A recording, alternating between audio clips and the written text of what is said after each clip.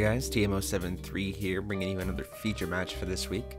I am playing the kind of notorious Banzai Grimm, or Granny Grimm, that's been going around lately. I thought I'd give the deck a try, show you how it works. And Sam La Hula Hoop over there is playing a Pandora combo deck. So kind of similar to Salt.deck, but using, it's kind of updated. And it has Pandora of Light actually as its ruler, so very interesting. Completely caught me off guard. I didn't recognize, you'll see it, but like I didn't even recognize that he was using Pandora of Light until he made a huge swing. So very cool. So I'm going to head mulliganing 3. Sam's choosing to mulligan 1.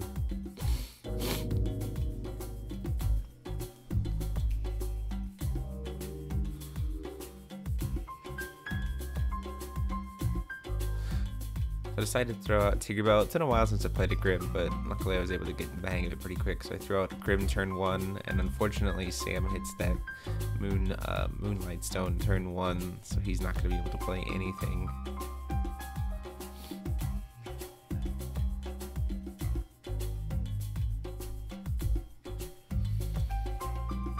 So I essentially have a free field for the turn. Throw out a Hunter in Black Forest and swing in for 4 with Tinkerbell, and then 3 with that Hunter, taking him down to 33. And I leave 1 stone up to be able to possibly do a Grimm search next turn based on what my draw is.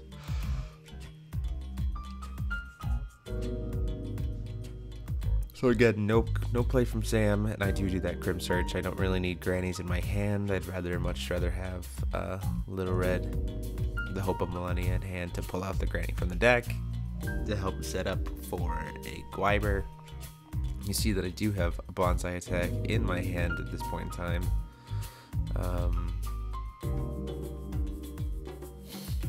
So that's pretty good.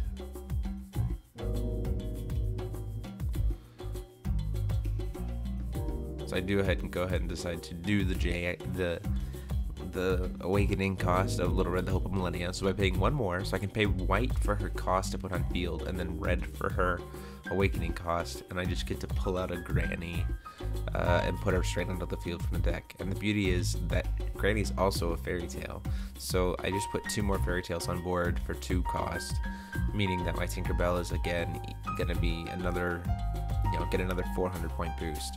So even when you're waiting for those Bonsai attacks to come in, if your opponent can't slow you down, Tinkerbells become major threats very quickly.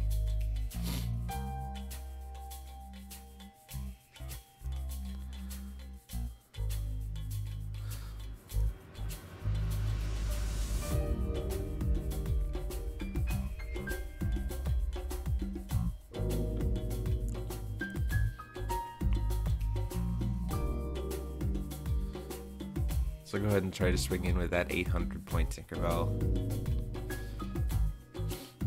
But at this point, Sam does have a response, so he's able to stoning to death my Tinkerbell, and there's no way for me to protect it. So, but I am at least gonna get that 300 point swing in with the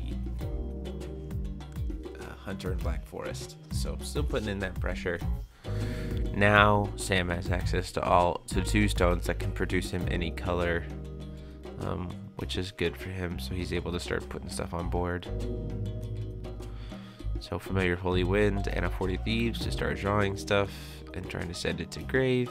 You see he has that Book of Ibon and Genesis Creation.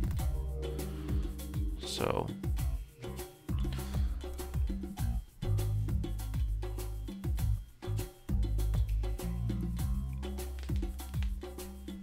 Book of Ibon, and I believe he sends a Realm. No, he sends a Dreams of Juliet. Oh, no. He does send a Realm of Pure Spirits. So, and then passes to me.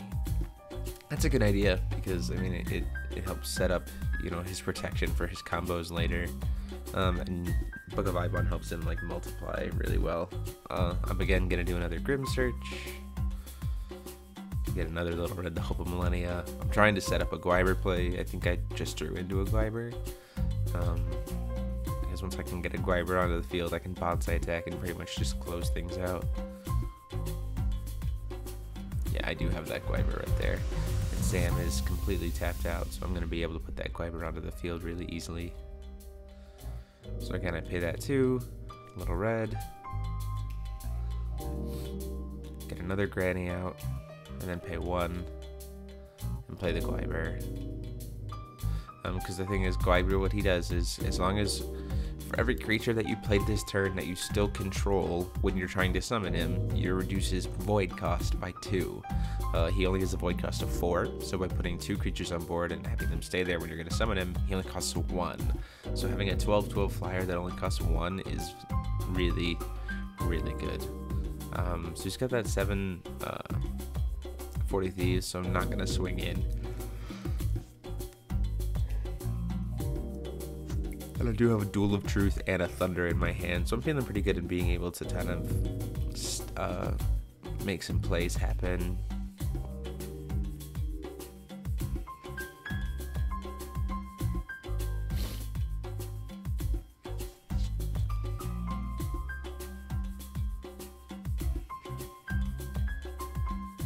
I'm essentially feeling like I'm in range for a Banzai attack next turn, at least.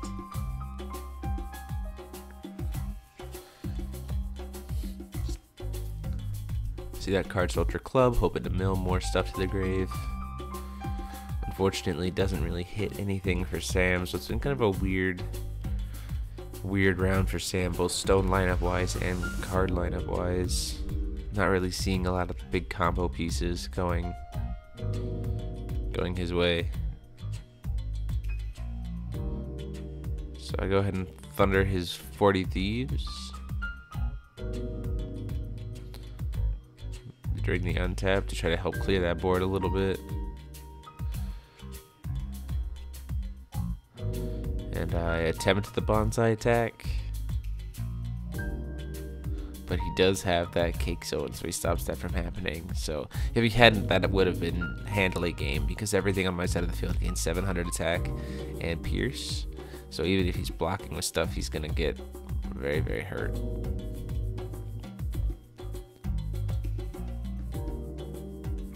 So I leave 1 stone up, do 1200 damage with that Gwyber.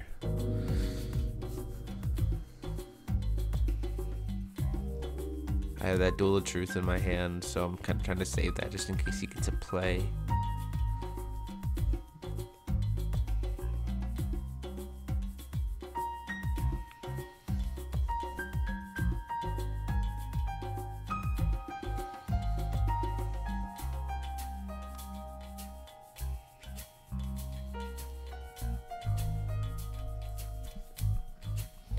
So I'm feeling pretty secure right now. I mean, even if he gets Yamada, he would have to do a lot. I mean, he wouldn't be able to completely clear my board with the Yamada, so like I could make that, you know, I can make the comeback kind of happen pretty easily. So I'm not really too worried about it. So I play a Cheshire Cat to try and draw into some new options. So you got Thunder and then Glinda. Think about the Glinda back. Yep, don't really need that. Pay 1 light.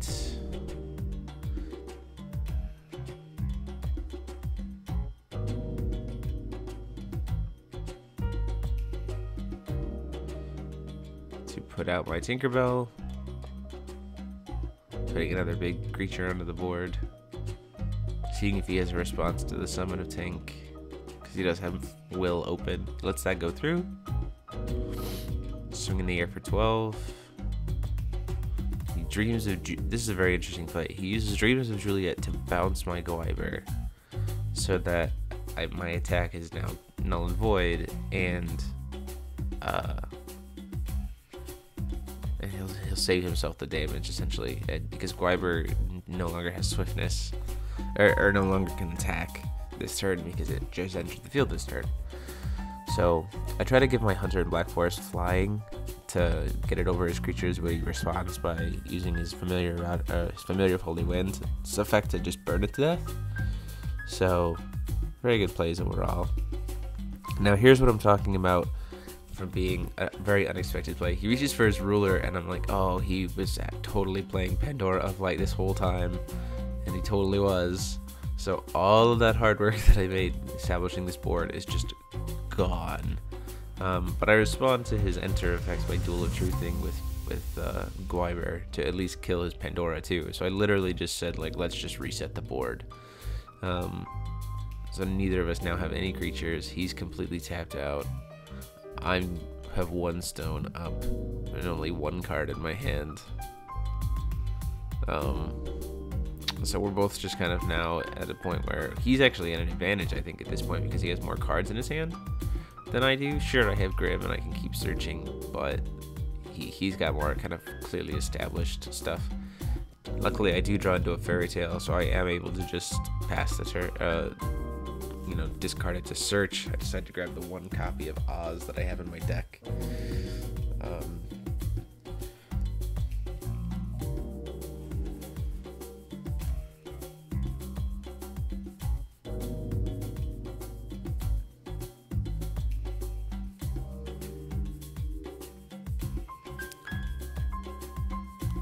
Calling for a stone.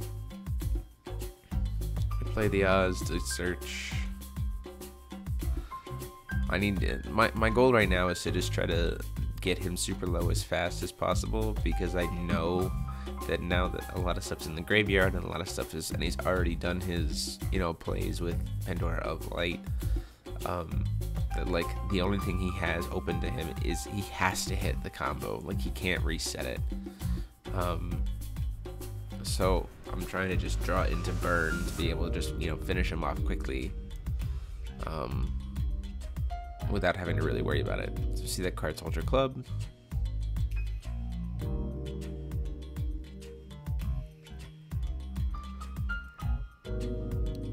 Set Susanoo, so at least got some part of his combo up.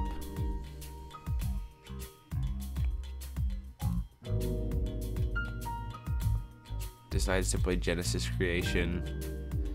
Gets Susan out. Susanoo, the 10-fist sword. And then he has that Book of Ibon, which he could grab. And I'll explain what he could have done here in a second. But instead he grabs the Realm of Pure Spirits to protect Susanoo. He could have grabbed that Book of Ibon, and when Book of Ibon hits the field, it lets you take a Resonator from either player's graveyard.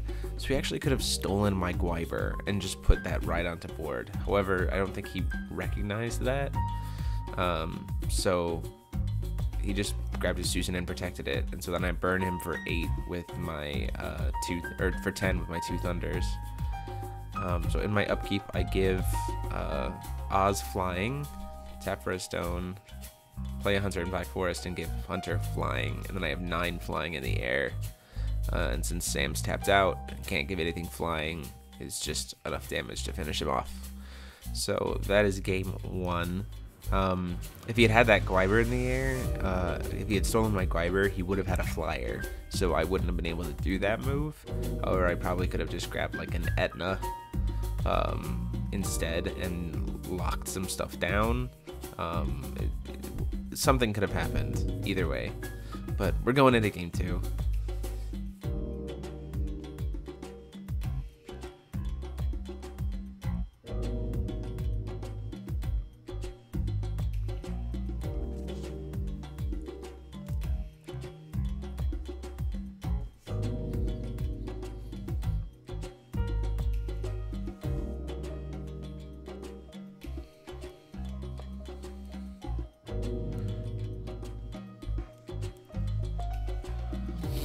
So I know that this time around, Sam's definitely hoping to get those combo pieces out a little faster.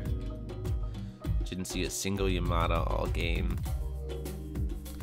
That's definitely not something that we want to see for a combo deck.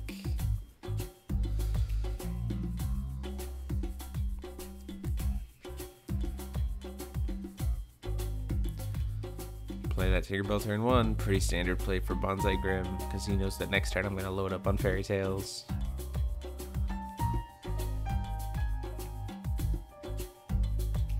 So I see that he has a Susanoo in his hand. So at least he's got a portion of the combo already, you know, established. I have 2 Banzai attacks at this point. I don't need both of them, so I'm just gonna get a free Cheshire Cat off of them, trying to double Thunder instead. So put Banzai attack back, and then throw out another Tinkerbell and swing in for 600.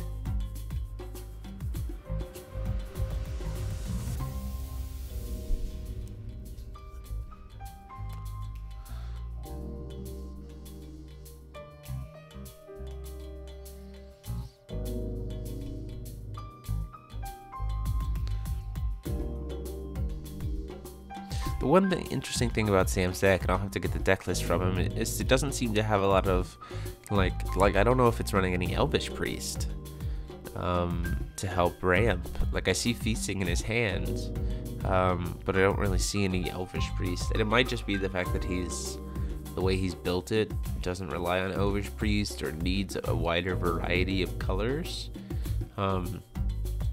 But I would be interested to see, and I'll talk to him about it for the deck list on Saturday, but like why it is he decided to run it this way.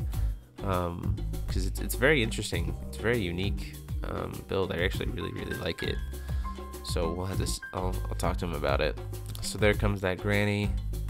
He does not have a way to stop it. So the answer effect's gonna go off. I'm gonna put a Granny on board. So now both of those Tinkerbells are now 1,000 strength creatures. That's just very good. I swing in for a Grand,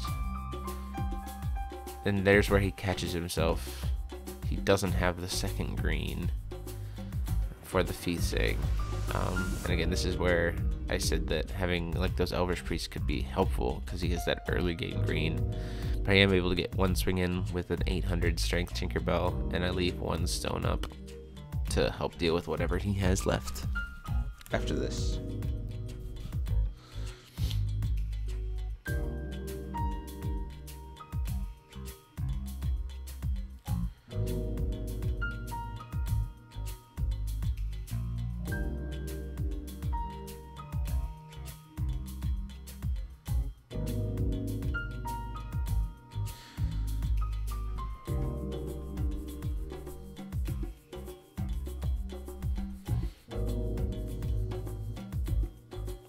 Remember what? So Sam here is in a position where he drew into a Card Soldier Club. He has a Book of Ibon and a Genesis Creation in his hand. So he has like the starts of the combo. He's just got to figure out how to connect from where he is to the finished combo. Personally, I'd probably throw out the club, the Card Soldier Club, to try to mill something, just in hopes that I can mill something at all and set up for next turn, because there's no way that he's going to pull off the combo this turn. So I would just, yeah, exactly that. Set up the Card Soldier Club.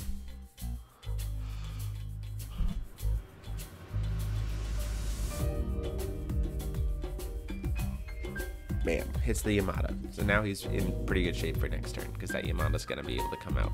And then I would just leave the 2 green up for some counter shenanigans next turn, which he's going to be able to do, because he's got Zeke's and Kickzone. So during his end step, I'm going to Duel of Truth his Club Soldier, get it out of the way. Try and...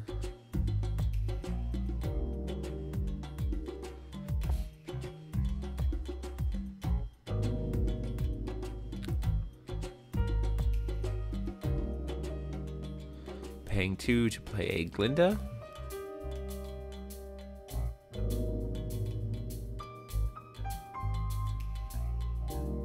Which he decides to Zeke's. This is a good call, because I was just going to make something unblockable and get a lot more damage in with that Tinkerbell. Get another 800 and another 200 from my little red. Bringing him down to... Oh, and then I decide to actually swing in with Granny, taking him down to... 15, and then I just double thunder him to put him down to 500, because I know that with this way, if he slips up even for a second, if he taps out for even a second, I can just close the game out, because he has no way of life gain. So if he taps out for even for one turn, if he taps out, I can win because I can just play Oz, search for my Thunder, and end the game.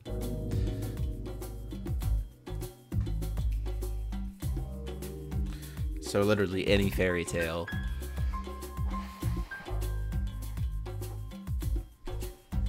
Especially since I'm going in for five mana, or for 5 stones. Any fairy tale that I draw into next turn is potentially game, because I can pitch it, grab Oz, and play Thunder all in one turn.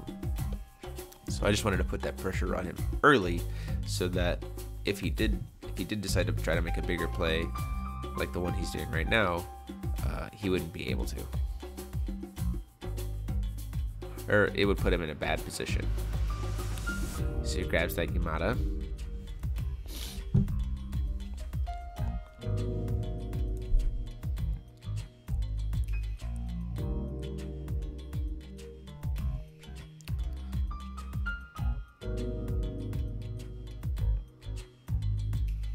So he starts to try to attack Tinkerbell, but then we recognize that Tinkerbell's an 8/8, so attacking Tinkerbell's not really going to do Yamada much good.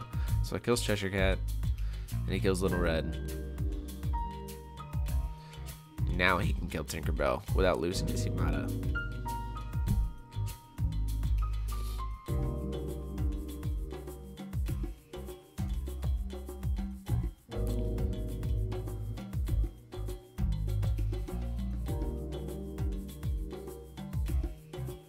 So Yamada's taking a grand of damage, but has 4 attacks left. So he just swings in my face for 4 attacks. So I take 800, putting me down to 32. So again, he's not tapped out. He has that Cake Zone in hand. I don't know that he has the Cake Zone in hand, but since he didn't tap out, I have to be wary of that.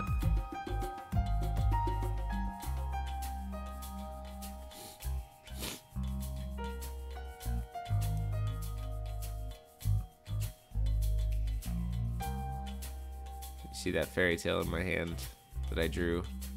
So again, I'm essentially gonna try to do what I said I was just gonna try to do.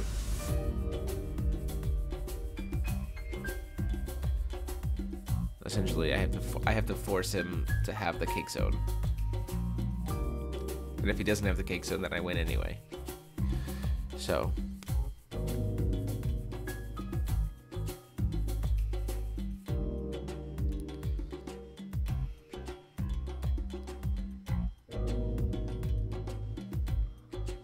play the Oz. Search for my 3rd Thunder. 3rd of 4 Thunders.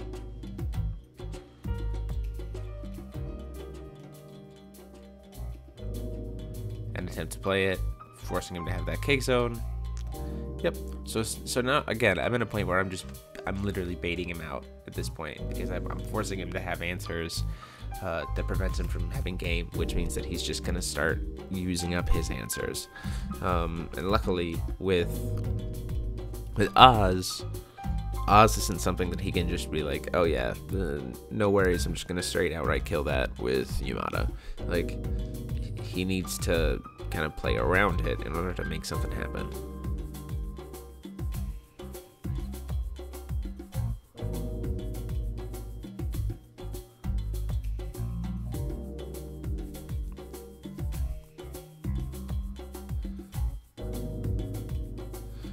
So here's an interesting thing. He pays 200 to get an extra red and just hard casts Susano.